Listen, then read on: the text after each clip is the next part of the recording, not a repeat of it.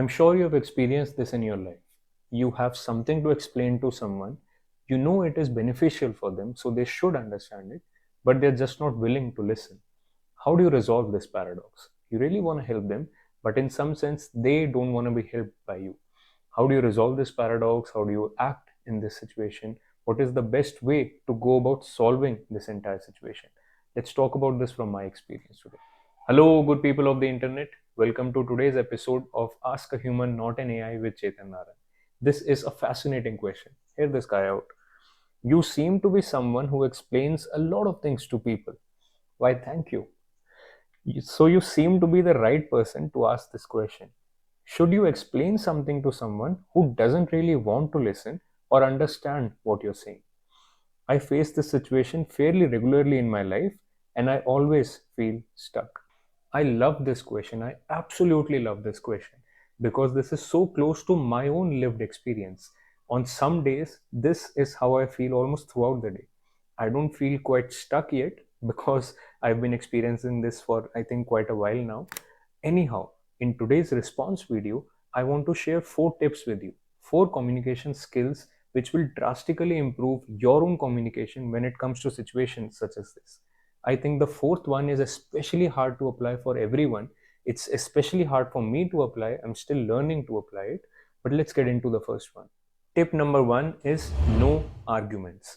If a discussion has evolved to the degree that it's become an argument, the best solution out of it is to not continue that discussion, is to not continue having the argument. Because it's actually true that a person convinced in an argument against his or her will is a person not convinced at all. So, whether it's your parent, it's your partner, it's your best friend, it's your child, it's your colleague, it's your manager, whoever, if a discussion has become an argument, the best result out of that argument is to not argue, is to come out of that argument and maybe continue the discussion sometime later. And one of the key things that you should also understand here is that beautiful quote from Rumi: raise your words and not your voice, because it's rain that grows flowers, not thunder. So beautiful, isn't it? If you really have something of value to say to someone, if you really have something of value for someone, it is on you to actually raise your level of words to the extent that it can grow the flowers that it is intended to grow. Now, whether the other person receives it or not is totally on them. That's not your job. But it is definitely your job to convert your thunder to rain.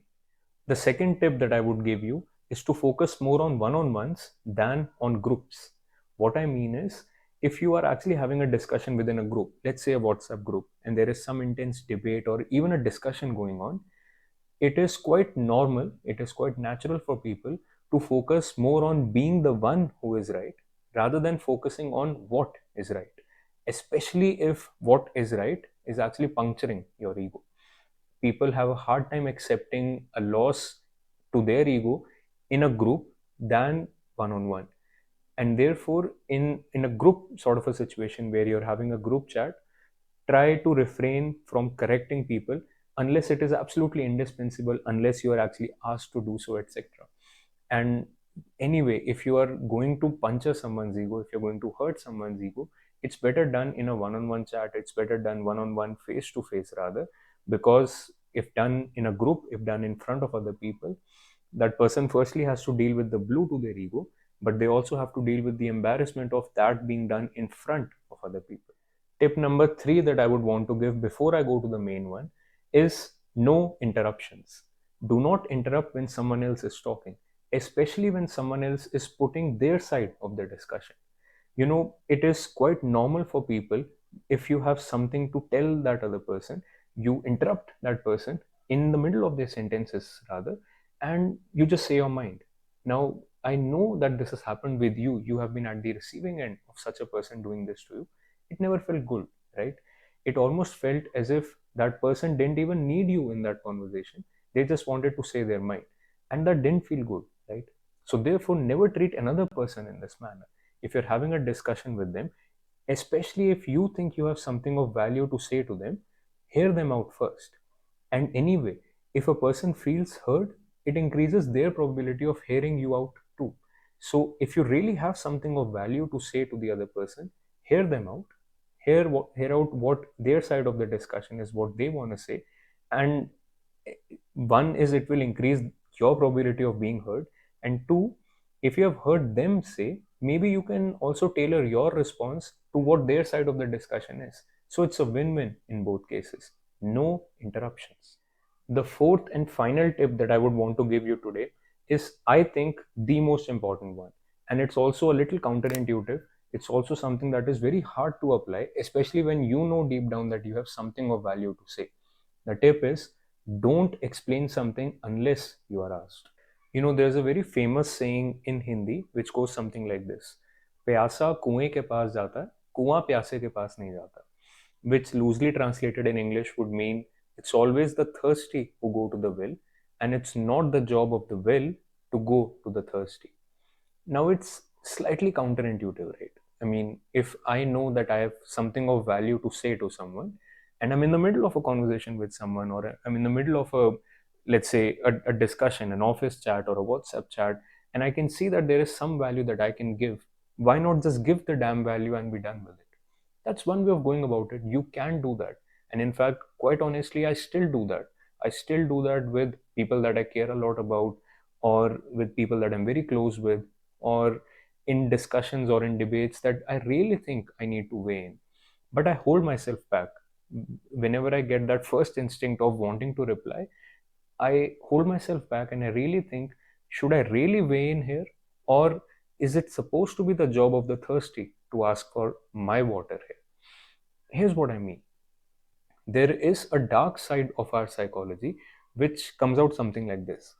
If you're thirsty, you're looking for a well, if you find a well and you've been really thirsty, you enjoy that water. You actually would appreciate the well for serving you that water, right?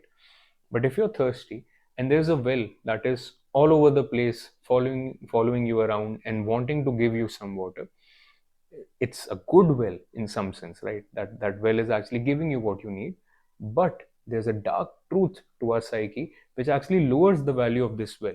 We almost start to doubt whether this well has water of real value or not. And while I do not like talking about our psychology in this sense, it's true, it does happen.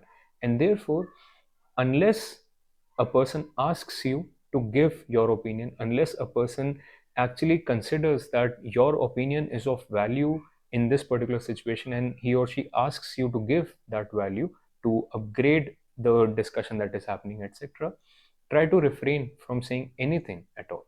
Now, believe me, even if it sounds like it, this is not a holier than thou discussion. I'm not trying to suggest that rise above the crowd and leave them behind, etc. I'm doing none of that.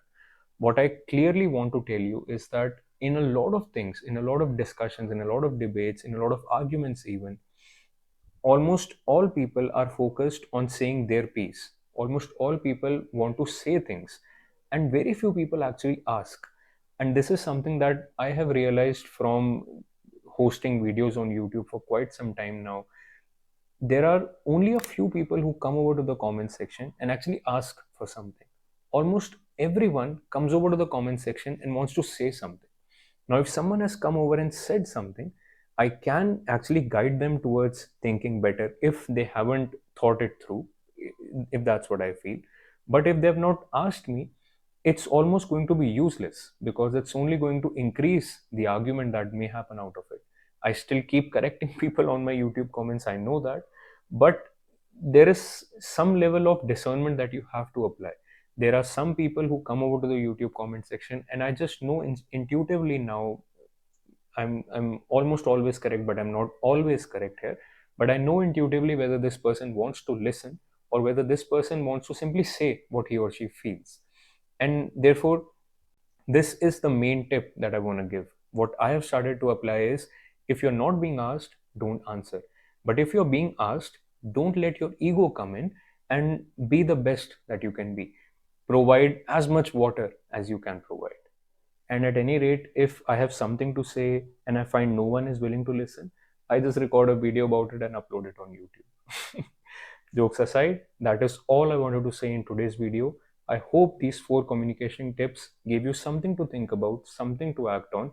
and gave you something worthy enough to actually share it with your friends and family. Subscribe to the channel if you haven't already, and I'll see you in the playground soon again. Until next time, peace out.